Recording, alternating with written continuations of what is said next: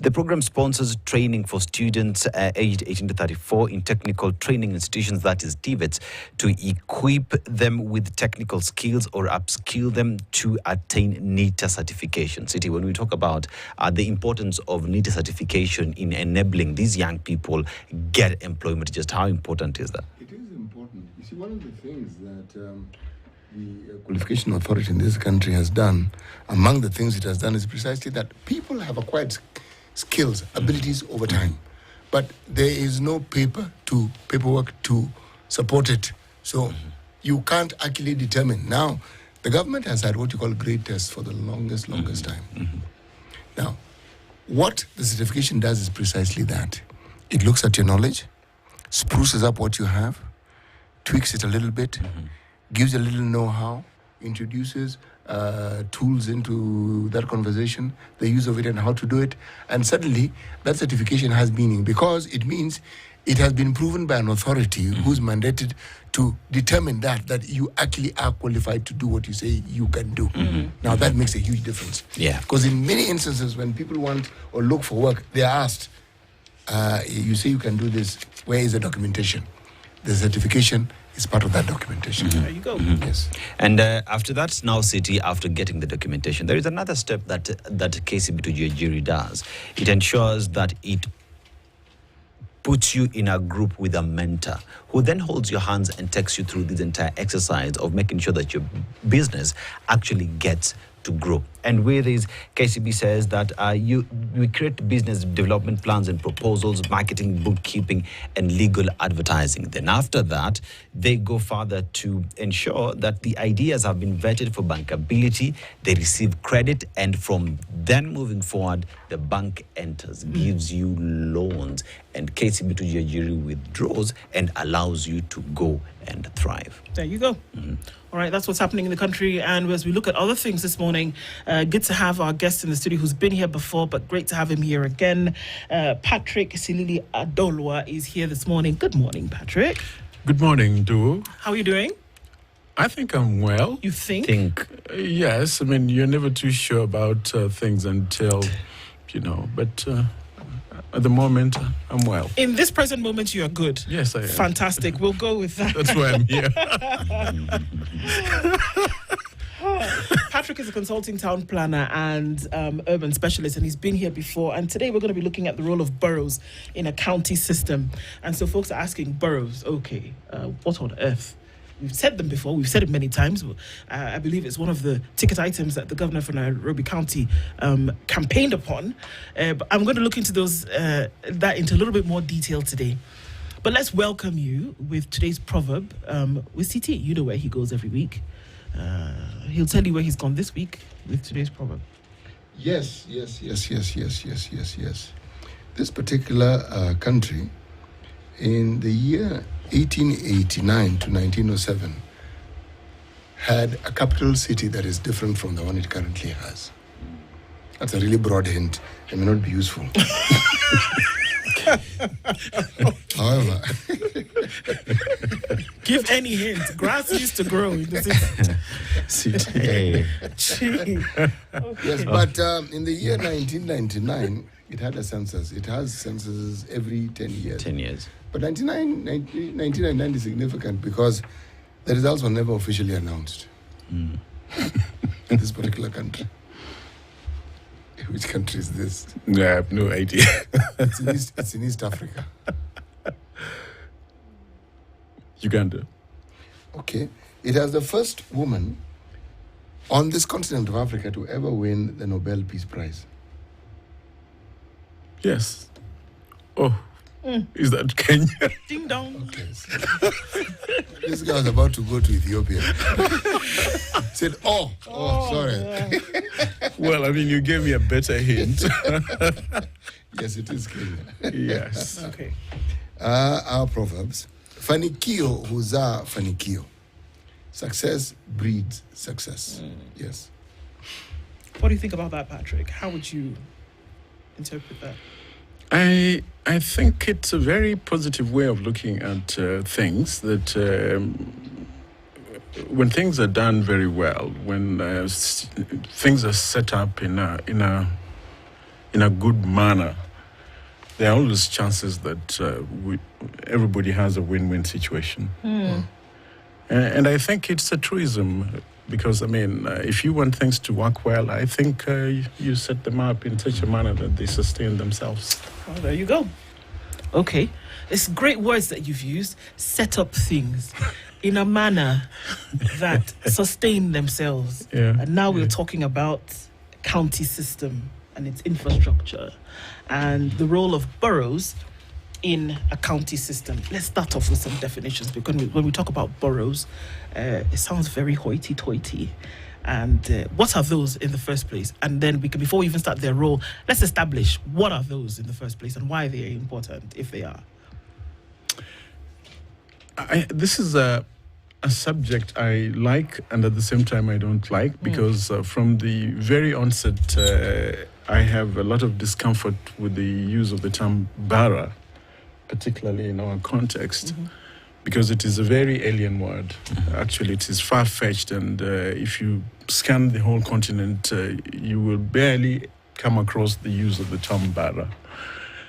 And looking at literature last night, just to be clear what this borough business is, I was taken to Britain and Germany and all sorts of places where the root borough comes from, which just means a town or township or something like that in Germanic languages and Old English. And that is why they have places like Edinburgh and things like that. It has to do with a town, an administrative unit, and so on and so forth. So it has a meaning in British culture, in English culture, in French culture, and so on and so forth.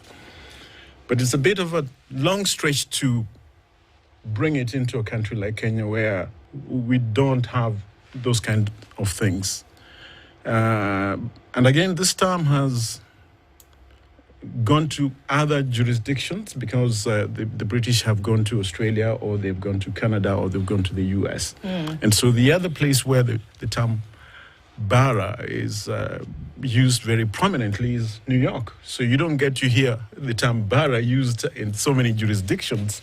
And I know that prominently used in New York and in many other US systems, but not anywhere else do you find it used prominently.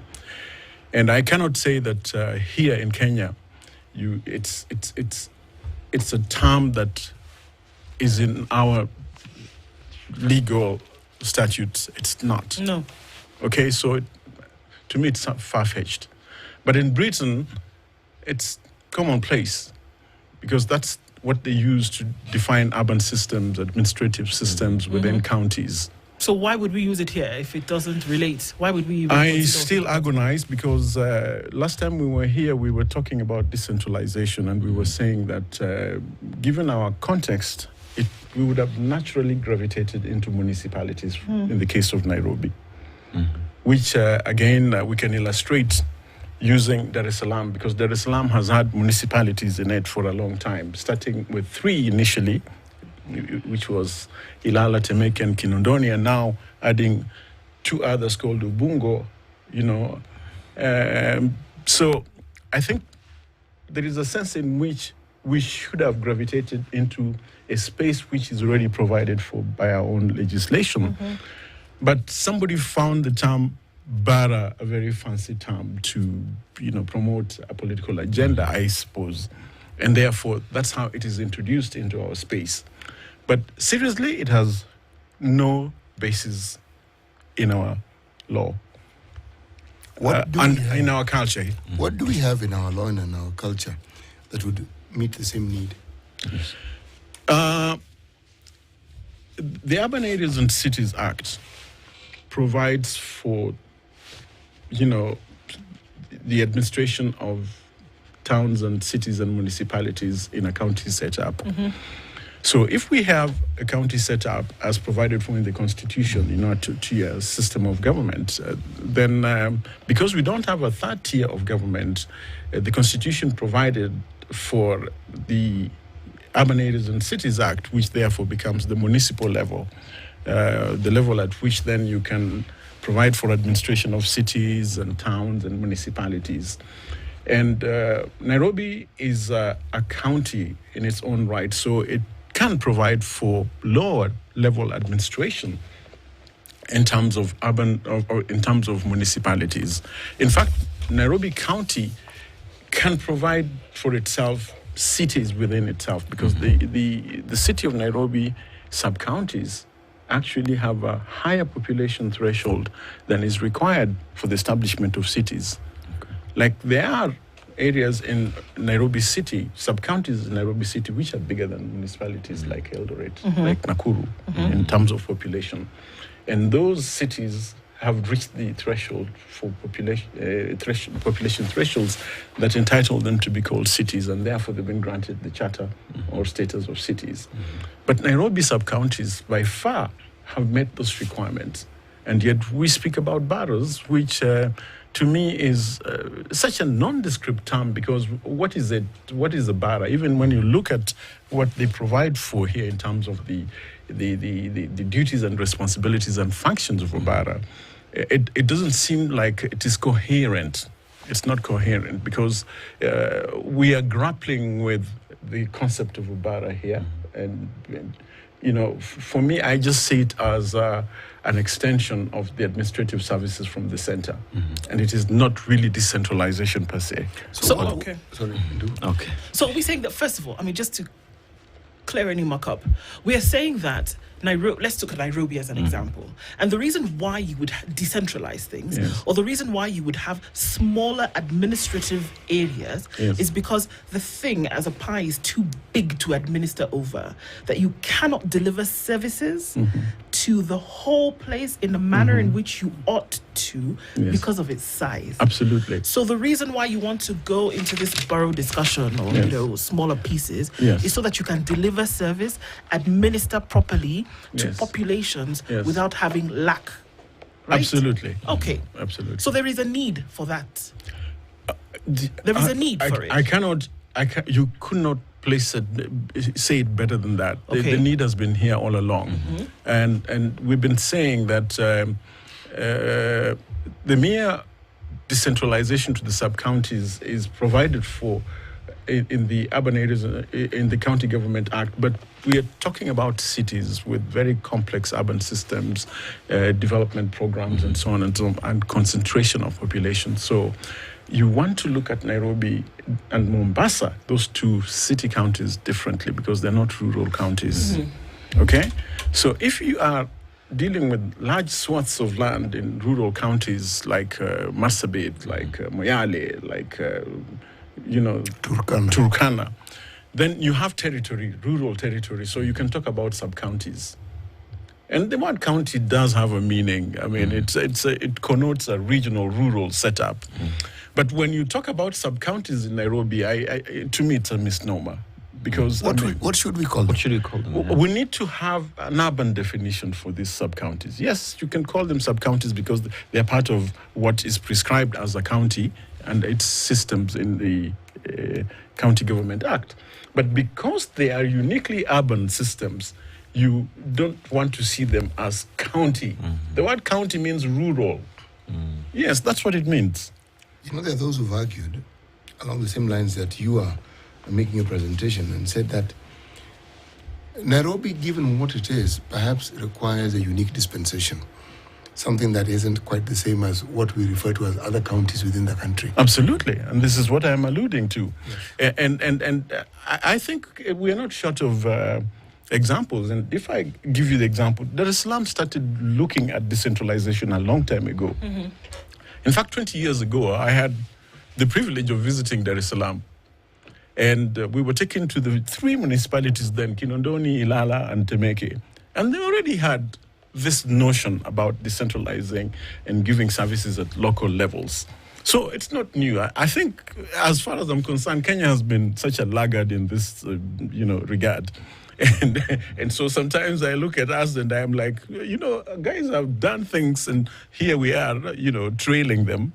So yes, we do need the sub-counties in Nairobi to be fashioned in a certain way that delivers services to citizens that helps citizens to have a say in the day-to-day, administration, not just administration, but development activities, social activities, Let's look at the sub-counties of Nairobi. Yes. Because sometimes when we have these conversations and we talk about these things, it seems like something that you've picked out of a textbook and you need to have the thick bottle glasses to really understand what's happening. But if we bring this conversation down to the actual thing that we are talking about, there are 17 sub-counties of Nairobi, right? Yes. Westlands, Dagoretti North, Dagoretti South, Langata, Kibra, Roysambu, Kasarani, Ruaraka, Embakasi South, Embakasi North, Embakasi Central, Embakasi East, Embakasi West, Makadara, Kamkunji, Starehe, and Mathare. Of these 17 sub-counties, essentially what we're saying is that these all make up Nairobi. And some of them are huge. Take Embakasi just on its own. You've had to separate it into the 4 geographical areas of Northwest, East, and Central, right? It's big. You've had to do that on its own. But essentially what we are talking about here, okay, take the borough thing and chuck it out the window. Call it something else, right? Yeah. We're saying that there is a need for these 17 sub-counties to have their own administrative platforms, because nobody can be running back to City Hall every day when there's a problem. That Embakasi Central should not have to run back to Arthur Johnson Sakaja's office down here to say this and this needs to be done, right? But currently, that's how it is. It is too big. There are too many people knocking on 5 million, and they are not, number one, receiving the services that they should, even when we want to talk about things like water. Want to talk about things like electricity. Want to talk about things like garbage collection. You can't have an eye on everything to be done in the way it ought to be when you're running all of these millions of people from City Hall. The question is, to whom is the responsibility of capacity building to ensure that these 17 sub-counties can be run from an administrative point for each of them? I like the way you define the problem. And everybody understands what the problem is. Everybody. I think everybody in Nairobi struggles to get things done because of how complex the place is and all the things that you allude to. But where is the will? For me, the question is, where is the will? I mean, politics and leadership are two distinct things. What we need here is leadership. And we're not short of ideas on how best to run complex systems like Kenya. And there are policies. And part of the reason for devolution was to meet something that we call subsidiarity. Subsidiarity is a concept which allows for services to be delivered at the most appropriate level. Okay? And so all these principles go into the whole concept of devolution. And first of all, we started with deconstructing the country so that we do not have to come to Nairobi for everything. That was one of the reasons for devolution, and to make sure that there's equitable distribution of national resources. But having reached the county, again, then the principle of subsidiarity should set in, okay? Automatically. Where then the best level at which to deliver last mile services really must be defined, even within a county such as Nairobi, okay? And so Nairobi persists and insists on using a sub-county system which is appropriate for rural counties, big rural counties. The two city counties, Mombasa and Nairobi, require a system of suburban systems. They require to decentralize their big urban system into urban subsystems. And I'm putting my accent on the word urban, okay? That is why the word borough comes into play. But in our circumstances, we have already defined the way in which any county can establish services in its sub-counties and where there's concentration of urban, units by, doing municipalities or cities or towns and so on and so forth. So that structure is already defined in law. In Nairobi, if you go to Embakasi, Utawala, it's in a different place. It is like 12, 15 kilometers out of Nairobi city center. Embakasi, Utawala, is actually bigger than Kisumu. I am telling you, Utawala, if you look at the urban structure at Utawala, it is bigger than Kisumu. In terms of the urban space, the urban fabric there, it is much more complex than Kisumu. And even if you look at the population. And even in population. So what do you want to do with it? You want to treat it as a sub-county, or do you want to give it a proper, solid municipal system so that it can run the services as the governor deals with higher level policies and issues and coordination with national government? Why should the governor be involved in the day-to-day last leg of garbage collection, and permitting of development control? And I hear you talk in terms of lack of will or political goodwill in ensuring that we set up these administrative units to enable the citizens get better services. Yes. So in terms of what we need to do for that to happen, how do we take this conversation to the man at the top to make sure that it happens? Because as we have this conversation, it is necessary, because the residents of this city demand and deserve better services. But that has to come with good political will. How do we when somebody comes to office, they come to office on the basis of a manifesto and an agenda. I do not know that sometimes people understand and appreciate the complexity in which they are coming or bringing themselves into. And I think that it is time we spoke to the need to decentralize the city in real terms rather than to do token decentralization. For a moment there, Patrick, I thought you were going to say we need to examine and we need to question the ability of those who seek these offices as to whether they actually understand what it is that they want to get themselves I think into. I stopped short of saying that, but that's exactly what I said. Okay. Yeah. Can I ask a question from a planning perspective? I believe that data and information ought to form the basis for decisions.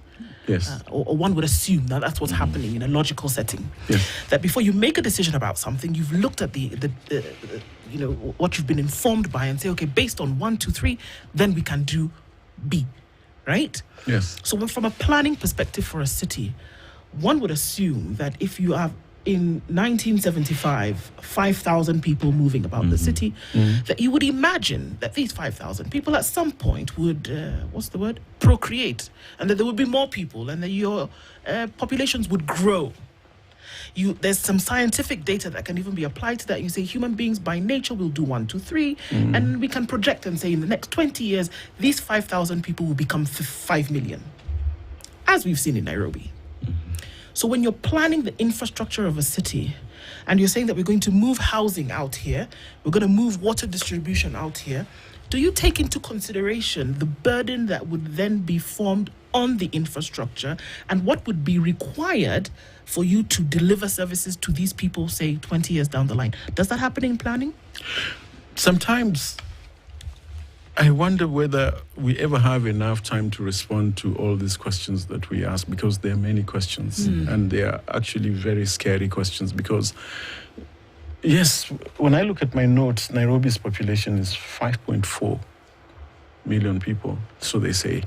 Sometimes our statistics. But it's by far the largest county in Kenya, isn't it? Yeah. By Right? population. Well, I mean, that's Yes. the point. Yeah. I mean, we're talking about people, and we're talking about. I'm coming back to you. It's population, You're the one who asked the resources. question. Yes. It's the population. It's the statistics. Okay. So if you have 5.4 million people, that's a country in Europe.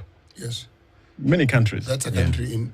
That's a population Even in Africa. Many countries. It's bigger than Botswana, 2 times bigger Yes, than Botswana. yes. So you have to manage Botswana's population in Nairobi, right? Yes. Okay. So you asked me in planning. Yes, but I was the center of the Nairobi plan, the new plan. Which I mean is nobody's using it. But we said You were in charge of planning. I was responsible for it. Yes. I started the process. I left the city. I came back as a national government official responsible for that docket. Yes. And we, at that point, were planning for a decentralized capital city.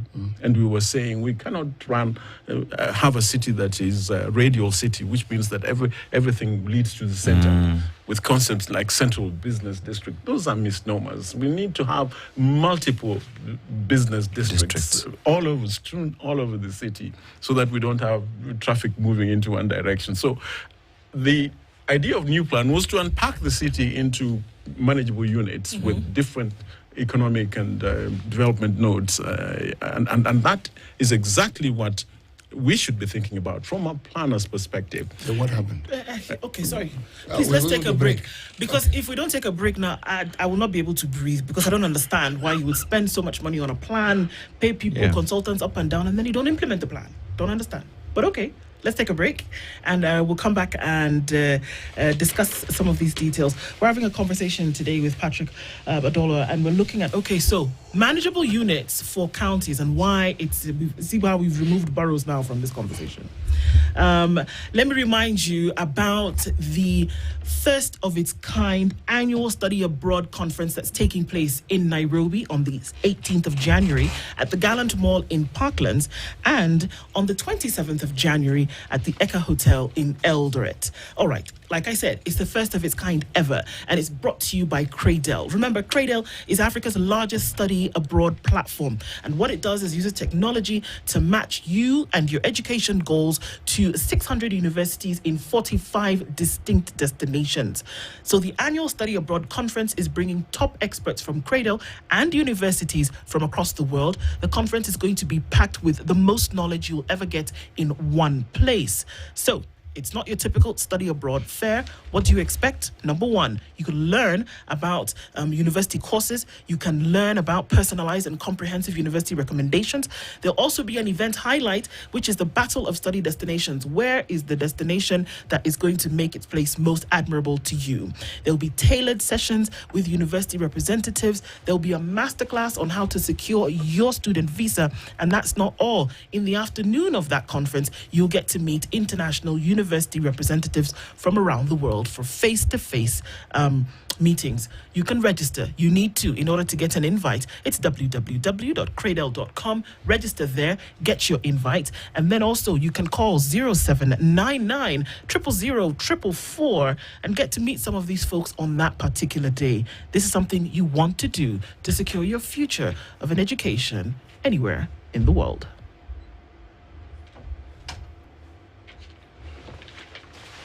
This is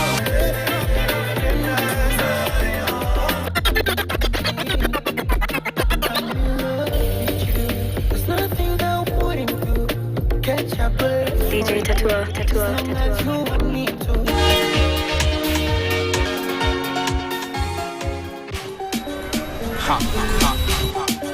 Skia, ni juicy. Flavor zote tamu tena fruity. Yummy na flow kama maji, juu ni tamu kama sali. Ni juicy. Are you bored? Kuna vitu zinakuudhi, usijali my bro, ibu kama taka juicy juni. Centralization into manageable units. It is also one of the big ticket items that the current governor ran on in terms of his bid to run Nairobi. And he talked about boroughs. He did over and over again, realizing the need to have these manageable units, because then it would ensure service delivery, of course, for a smaller size. Why have we not seen the implementation beyond talk of this thing? Okay, you'll be disappointed to learn that it took many years to complete the new plan, because we started doing the new plan way back in 2001. Okay. Because the older plan, the previous plan, the 1973 strategy had expired, and therefore there was a development vacuum. And that's when I got appointed to the position of Director of City Planning. And so it naturally was my first assignment. I mean, when you are appointed the Director of City Planning, you do what you must do. And so I found myself, at a very interesting point where I had to do a plan to replace the 1973 strategy. So it was an exciting moment. But plans are not taken seriously. Urban plans are not taken very seriously in this country, and I regret to say so, because there was absolutely no interest in completing that new plan until much later in 2012. So you can imagine a plan taking almost 10 years to complete, because there was no will, there was no leadership. And I'm using my words today much more softly than before, because I think we need to just say that leadership was lacking as far as the development of Nairobi is concerned. And remember, the 1973 strategy was supported by the World Bank. And this particular strategy for new plan was also supported by JICA. We ourselves having been reluctant to put in our own local resources. And therefore you can see where the lethargy stems from, that we haven't been very keen on putting our local resources into urban plans. And so we find ourselves in this very uncanny space, because we are impatient with financing urban development plans, and therefore we are impatient with long-term development horizons. We are comfortable with short-term. I think you're being so polite, but okay. Yes, I am. Yeah. He's being polite, he's speaking like a professional from a planning perspective. You see, all these activities, everything that we're talking about here, okay? At the end of the day, the centrality of it is money. Yes. Money. My mind goes back to what Nairobi was and how it became. Most people think that Nairobi was the capital of this country from the beginning. It was Mombasa. 1888 to 1907. British East African, the protectorate. Remember, the colonizers began with commerce. It was commercial interests that brought them. Yes, it was the British East African Company. Yes, exactly. Yeah. The administration came later. Now, if you look at Nairobi, look at businesses and what they have done. They've created what we're talking about. Take a huge supermarket chain. Look at what they do. They understand where the population is. Yes. They start their business there. Yeah. They decentralize. There's a logic. It's clear as day. And if you look around Nairobi, the units that we are speaking of that administratively we don't have actually exist. You can live in Parklands and never leave Parklands to go anywhere else. You can live in Utawala and never leave Utawala to go anywhere else. Because literally right now in this country, what you need, you'll find there. Yes. You can live, choose, take your pick, whatever it is you want. And I'm saying that if we already have a situation where these units exist, and you can even divide them, and you can even determine how it is, what is it that prevents the administrative part of the system that we have here from just doing what they need to do? Let me tell you, here are the populations. Dagoretti sub-county, 294,000, which is 300,000. That's bigger than Ruiru. Okay, isn't it? I don't know what the population of Nakuru is, city. We can find out. Okay. Go ahead. There is Embakasi, 663. There is Kamukunji, 220. There is Kasarani, 525. There is all those. There is Njiru, 283. And there is Westlands, 247. If these places were in a rural county, they would all be cities. So Nakuru has a population of 570,000. 571,000. Nakuru city. Nakuru city, yes. Okay, fine. But Or did you want the whole county? No, I'm just giving you an example of how many cities we actually have in Nairobi. And we are not treating them as cities. We are pussyfooting around them and saying, no, look, we'll just give you some administrative treatment. We will not allow you to be complete sustaining entities. We will not allow you to have semi-autonomy. Why? I'm sorry, and that's the crux of the matter, in my opinion. Let's go back. Why would it be a comfortable position for me to say, look, rather than make you fully administrative to ensure that there's proper service delivery, to ensure that there's proper governable administration, why would I back off of that as opposed to just giving you to say, go ahead and do this to me? Why would I now say, no, well, let me just give you a small. Let me just give you a small administrative office, and you can, dilly dally over there. Why would I do that? But Ndu, even as you ask the question. No, okay. Let Patrick answer the question. Let me not water down that question. Okay. It's an important one. I think it's not a question of planning anymore. It's a question of our political culture. The conventional political culture, contemporary political culture we have, where there is more power at play rather than leadership, than management, than even service provision. Service provision. Yes. Because when you establish a city, whether it's a city council or a metropolitan or a corporation, your accent is on services. Honestly, the only way anybody evaluates you is your capacity, ability, and efficiency in service delivery. Nothing else, no other parameter matters. Okay? So do we really see ourselves as being strong? Do we pursue a very strong agenda for services and infrastructure and so on and so forth? Clearly not. And I think that is where we need to shift our paradigm so that we begin to see ourselves as an institution which is enabling, providing services, allowing for decentralization of systems in such a manner that if you live in Embakasi, you never have to come to City Hall for anything. I mean, as we speak, we ought to be having 10 mini city halls all over the place with very serious, service delivery capacities and capabilities and competencies. Why I brought in the subject of money is this. Yes. When you have the confusion that Nairobi County is, it's deliberate. Yes. It's because if you're talking about just the technical, administrative know-how that we have, people who know what to do and how to do it, believe me, there is no shortage. But that politically, the political will is what takes precedence over everything else that we're discussing. At the end of the day, it's what we will see playing out. Absolutely. What do you want to do with a repository of skills that you have and competences that you have? I mean, Nairobi is a hub like no other in East and Central Africa. There isn't a person that you'll be looking for in Nairobi that you couldn't find, even in terms of urban specialists. But the question begging is, what does leadership want to do with it? Yes. Okay. I mean, Titi, even the conversation that we were having here the other day in terms of just I'll take this to the national government, delinking treasury from the presidency.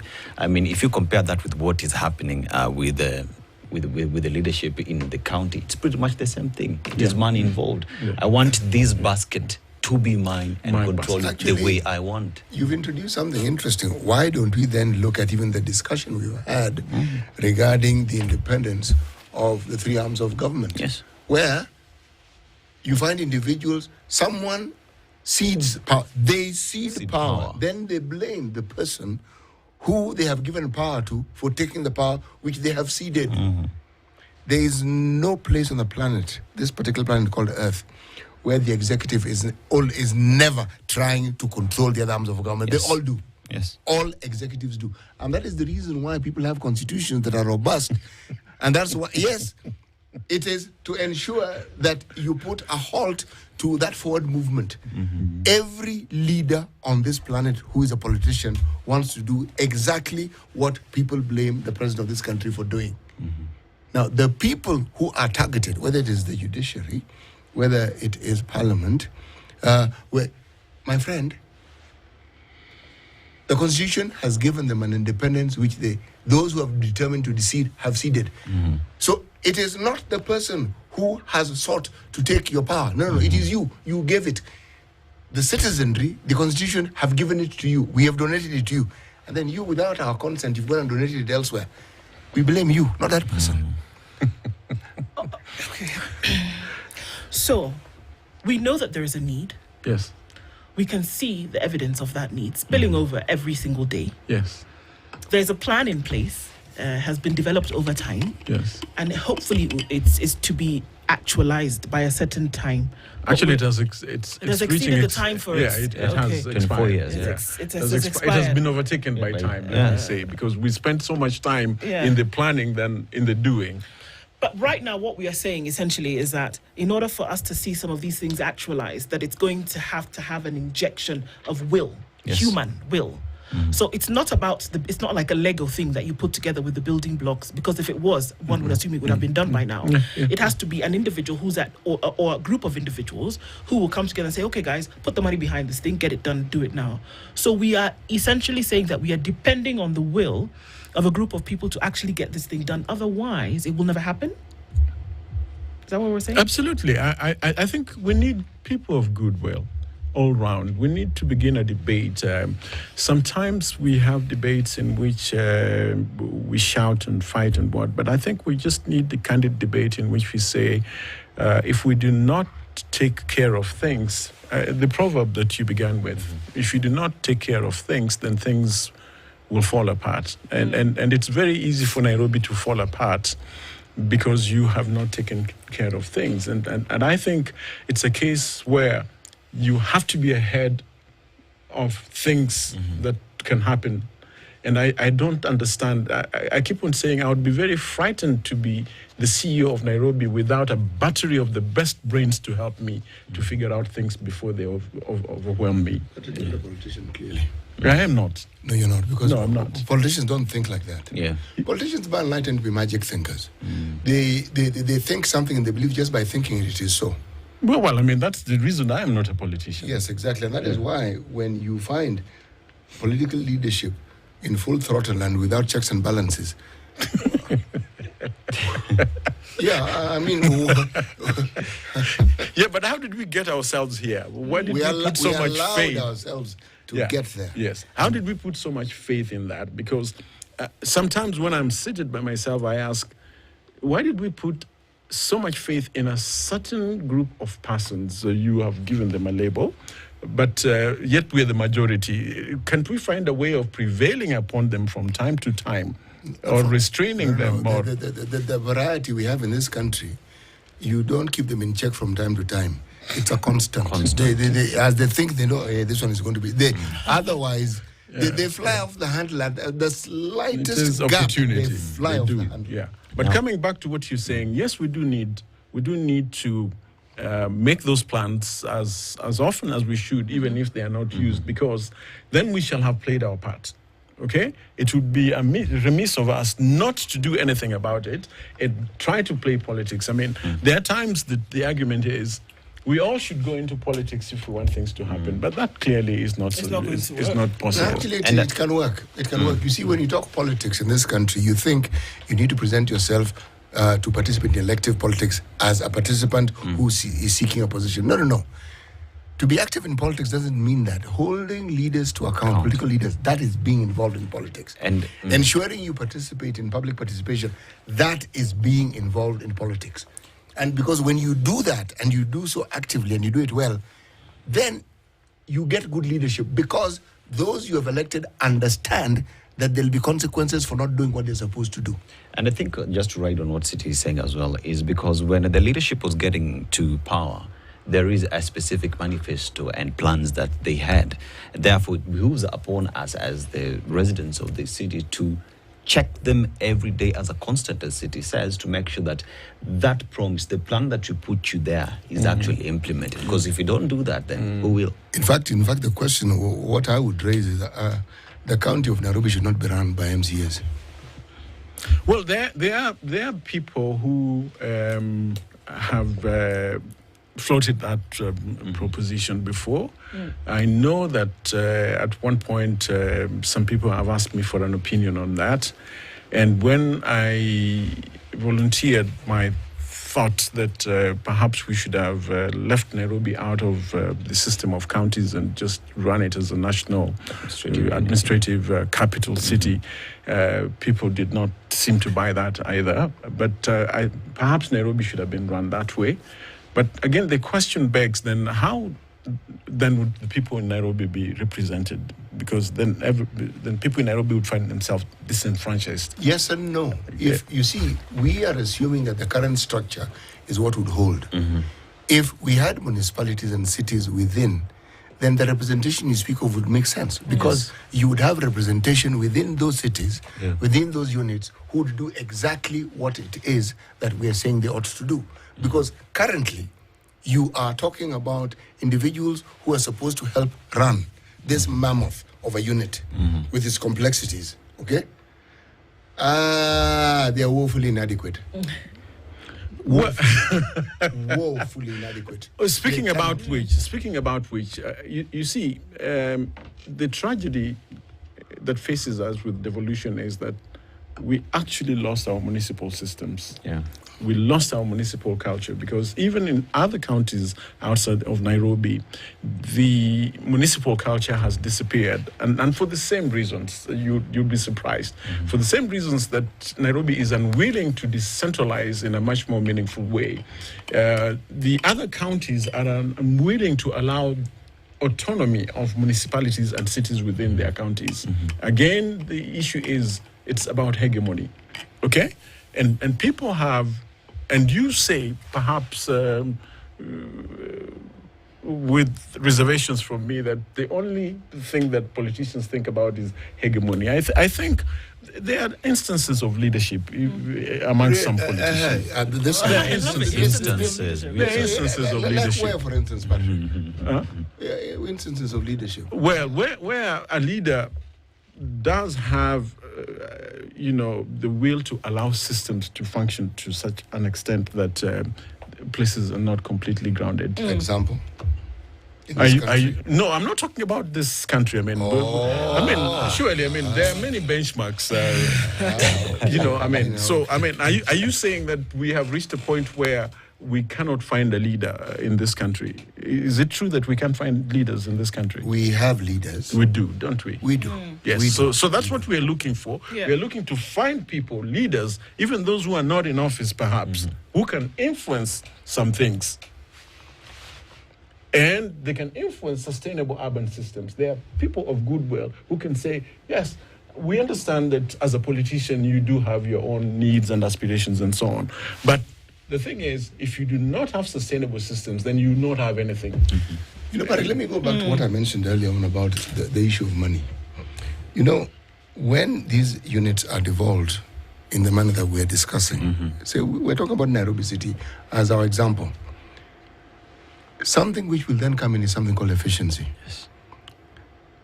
Infinitely more than what we have now. The moment you have efficiency, even when it comes to matters of revenue, believe me, you will suddenly be shocked at just how much more can be realized. But that's the reason why we're saying decentralized systems have a way of bringing in much more efficiency. If you're looking for revenues, for whatever purpose, For whatever it is you want to do. whatever it is you want to Whether do, it's a school you system, will have whether it's much the more health efficiency, system. you have more revenues, you have more things happening for you, you have more development happening. You see, let me give you an example. If you are looking to apply for a development permit in Nairobi, it can take you a whole year for that to turn around. If you have these things localized, it can take you a couple of months. Even weeks. Even weeks. Think. Everything so is... if you are looking to find 100 million shillings in revenue from that particular activity, then you'll find it in a shorter time. So all we're saying is, you can lock up this behemoth or you can open it up. Yes, and even the development you speak of will be relevant, because you're talking about the decision making is relevant to the people who are within that particular unit. You can imagine how much more revenues could be unlocked for the city of Nairobi if you had a much more efficient system for, And Adolo, in all this conversation, what would be the role of the citizenry in making sure this plan is achieved? Let me tell you, citizens are busy doing things. If you go to the neighborhood, if you go to the place where I live, we are performing municipal functions. We have our neighborhood association. We're dealing with garbage. We're dealing with security. We're dealing with all manner of things. We are restraining rogue entertainers and businesses from overrunning us with noise pollution and so on and so forth. We're refusing our streets to be littered by all sorts of unplanned development. So the reason why we are robustly doing these things is because there is a gap. Well, I mean, the case for this cannot be argued. Obviously, it's clear that these things need to happen. And the hope is that there will be some kind of will expressed. Our time runs out when we talk about things like this, unfortunately. And the continued conversation, like we say, needs to happen. I want to say thank you very much, Patrick Adola, for joining us this hour. And hopefully we can continue talking in these. So, let's say thank you for today, and hopefully we can continue at on a further time to discuss the importance of these things. Thank you for keeping it the Situation Room this morning. Good morning. It's 10 a.m.